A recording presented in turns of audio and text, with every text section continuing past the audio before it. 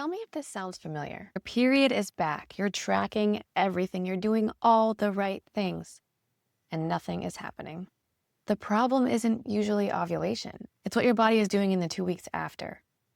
And most women have never been told what that window is, or why it's the part that actually determines whether or not conception holds. If you watched my last video, you already have the stages framework of fertility returning.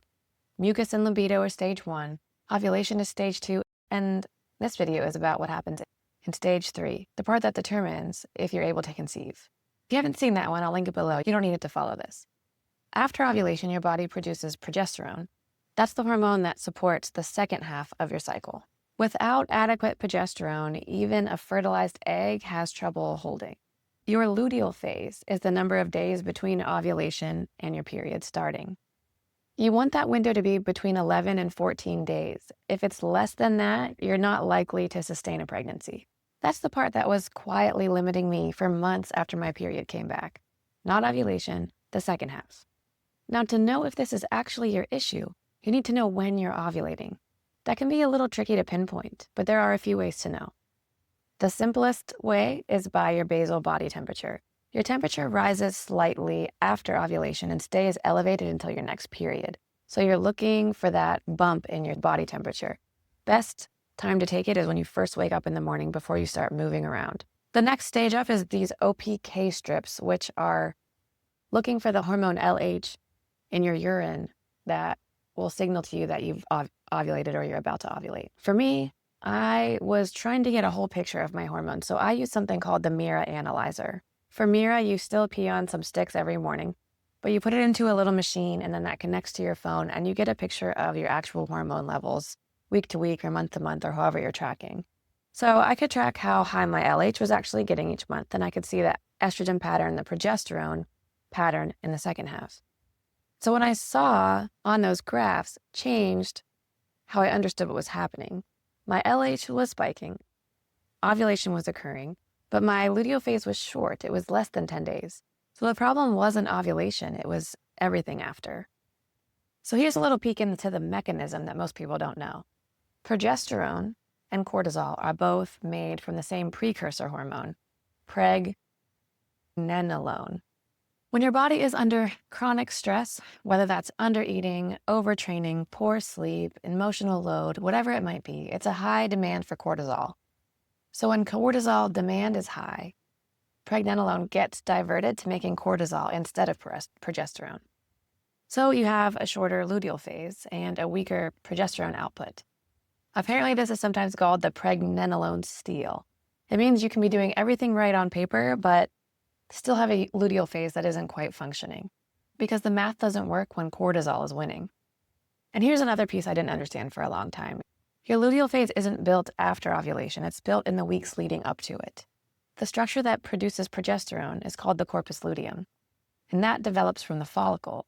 And that follicle matures over the first half of your cycle. So if you're undereating, overtraining, running on high cortisol before you ovulate, you're building a weak foundation for the second half of your cycle.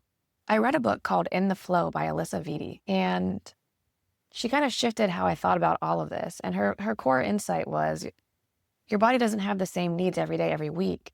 Your nutrition and your training should change across the weeks of your cycle because your hormones do. In the luteal phase after ovulation, your metabolic rate increases by 279 calories per day.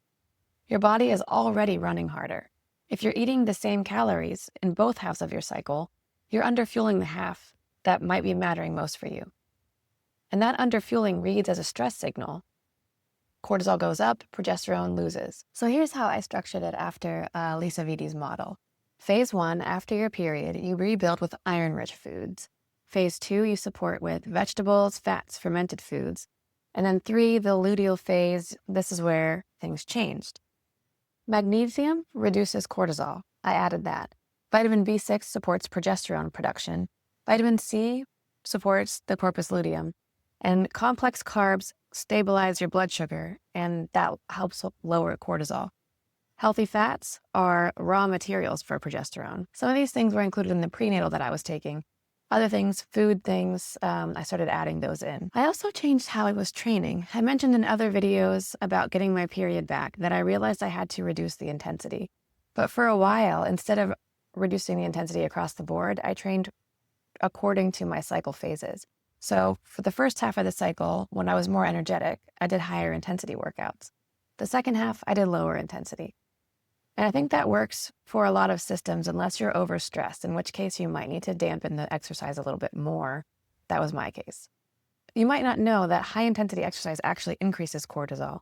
So you don't want to add that to your system when you're actually trying to lower your overall cortisol. So here's the honest timeline for me. I was training intensely every morning, and then I got a back injury, and that caused me full stop working out. Then I came back slowly with physical therapy and walking. And during that stopping period, I actually got my period back. So that solved getting my period back. That solved the chronic stress piece, but I still wasn't able to conceive because my luteal phase was still short. So I spent months specifically focused on that. And I ate more in the second half, and I kept the exercise intensity low. And I was tracking the phase, and I can't prove that any single change that I did was causal, but my luteal phase did lengthen and my cycle stabilized. 7 months after my first period, postpartum, I finally was able to conceive. So period back is not the same thing as fully fertile. And if your period comes back and something does feel off, measure your luteal phase, track your ovulation, count the days. If it's under 10, this could be your issue. Look at the 2 weeks before ovulation. That's where the luteal phase is built. Your body knows how to do this. It just needs the right conditions. And your body isn't broken. It's just not finished yet. If you like this video, subscribe so you don't miss the next one.